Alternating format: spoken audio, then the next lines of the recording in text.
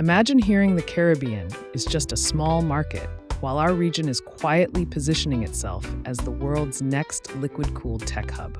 Billions flowing, infrastructure shifting, and the ocean, yes, the ocean, becoming our competitive advantage. Good morning, everyone. Welcome to Caribbean Chronicles by Joss. Today we're talking about the blue tech pivot, the billion-dollar shift happening beneath the waves and across our islands.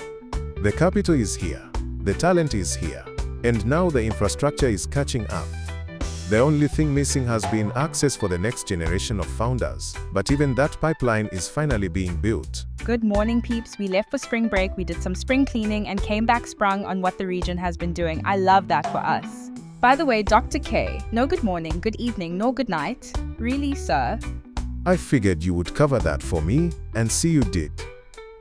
Thanks, my friend. Oh my gosh. But anyways, my mother used to say, you can't build a skyscraper on sand. But now the talent is flowing, the capital is flowing, and the infrastructure is finally catching up. It finally feels like the foundation is being poured. Exactly. We've talked about the Caribbean finding its seat at the AI table, but a table needed a floor. And I feel like the floor of our tech economy is getting a massive upgrade. Reports are out that Dominica and Puerto Rico are being scouted for subsea edge data centers. The cool kids of the Caribbean. But it won't even be on land. It's literally happening under the sea. Sebastian the Crab has been telling us that from a long time ago. Disney, please don't come for us. But why under the sea?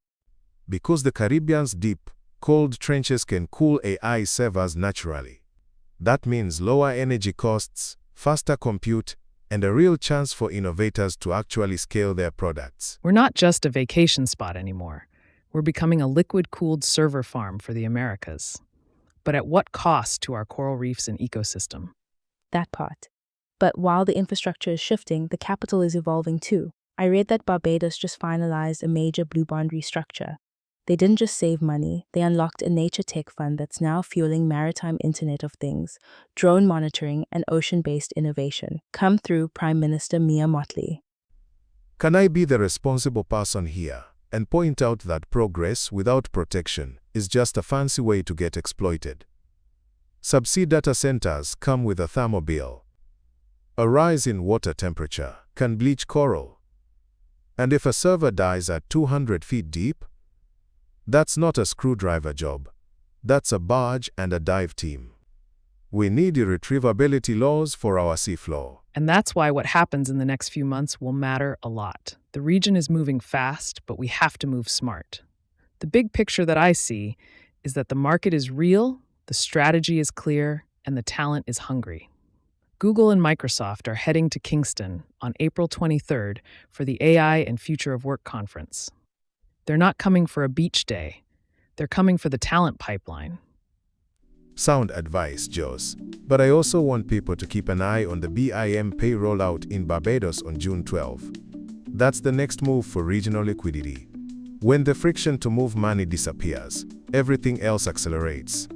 Barbados is doing very innovative things for our region. Yes, we can't wait to cover it all in the coming weeks. And if anyone out there is still sleeping on the Caribbean, you better wake up because our coffee is brewing and the table is set. I'm just waiting to see who's bringing the chairs. In addition to whatever May just said, ladies and gentlemen, remember, don't just look at the code. Look at the coast. The next billion-dollar Caribbean company won't be an Uber for the islands. It'll be the one that uses our geography to solve a global problem. Guys, at the end of the day, the Caribbean isn't just adapting to the future. We're shaping it. The world looks to the cloud, but our advantage is under the sea. So stay focused, stay building, and remember, the tide is finally moving in our favor. Just don't forget your life jacket. Thanks for listening, everyone. We have work to do and lots to bring you. Share this with someone who needs better information on our region. And don't forget to keep pushing the culture forward. We'll see you next Wednesday at 8 a.m. Caribbean Chronicles by Joss is produced by Joss Productions. Copyright 2026, all rights reserved.